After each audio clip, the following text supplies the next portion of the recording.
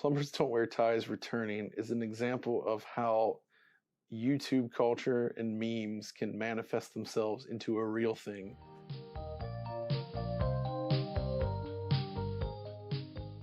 I think the most common question when seeing that Plumbers Don't Wear Ties is coming. People out there thinking, why are they wasting their time doing this? If you're just purely happy that Plumbers Don't Wear Ties is coming back, I think we need to have a conversation, because you shouldn't just feel happy. You should have questions, and you should be asking those questions. I ask myself questions every day while I'm working on this project, and I will for the rest of my life. I think the project is very interesting from this perspective of who else would bother remastering the worst game of all time to the level that we are trying to remaster it, in terms of adding all these extras and these exclusives and these, bonus features. One of my favorite things about limited run games is that it seems that they have this ability to bring back things that shouldn't exist. And I don't mean that in a bad way. Somebody somewhere thought, what is the silliest game we could ever think of, releasing on modern platforms? And for the longest time, that was probably Night Trap. And, what's even sillier than Night Trap is Plumbers Don't Wear Ties, because, that is, really hitting the bottom of the barrel. There's no cash grab in Plumbers Don't Wear Ties. This is actually one of the hardest jobs we could possibly give ourselves, because we now have to give you a reason to buy the worst game ever made. The whole time I'm thinking to myself, are we really putting this out? Who is asking for this? I think it's really important to kind of recontextualize games that maybe culturally up until this point have only been the butt of a joke. Everyone knows Plumbers Don't Wear Ties, but does anyone actually know Plumbers Don't Wear Ties? How many people really know the bad games or have had a chance to play them? And I feel like from a historical perspective, somebody needs to be making these historically bad games accessible again, so people can satisfy that curiosity that they have in understanding why these games are so bad. That's why I really like to see projects like these, is to sort of recontextualize things and put them in a different space than just, haha, this is stupid. It's funny, it's weird. There's a lot of bad stuff in it, though. There's stuff that hasn't aged very well, and I think people can learn a lot from sort of the bad that is in there, and just making sure that they don't try to replicate it. That's why I support publishing it. We're making this game readily available again. And I think we should, because it's important. Remember the bad parts of your history. Just remember them in context. And I think this is a good context to engage this game.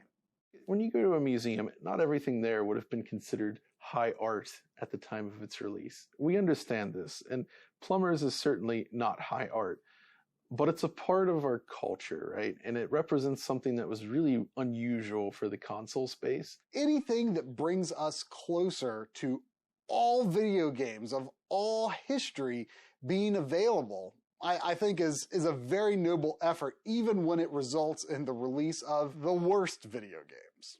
There's a strong argument for the preservation of the worst games ever made being just as important as the best games ever made. Sometimes those interesting experimental efforts are more interesting to look back on than something that was, just really good and, hit the ball out of the park right away.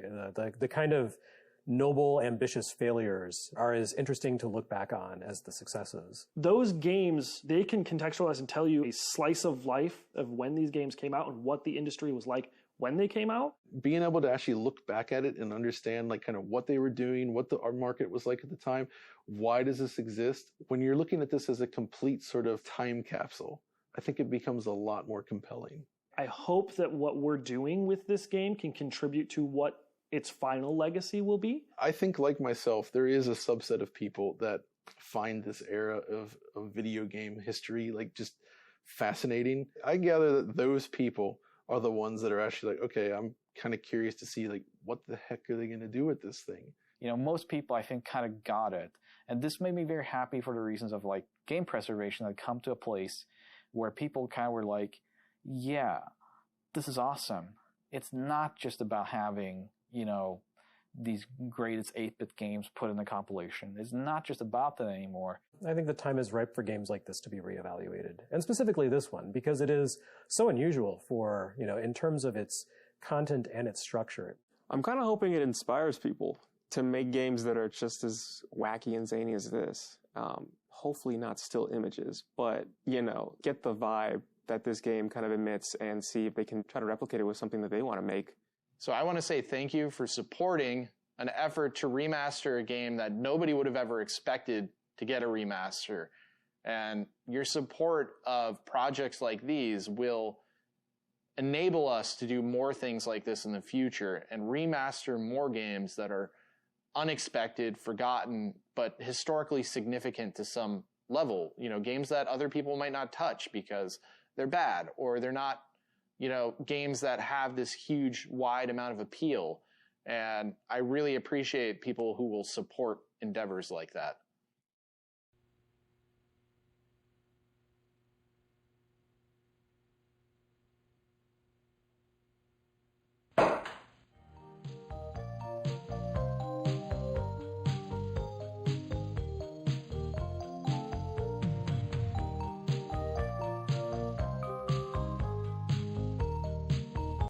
Don't keep me in suspense. Give me the full story. Whoa, deja vu. I've seen this already. First decision, please. Don't keep me in suspense. Give me the full story.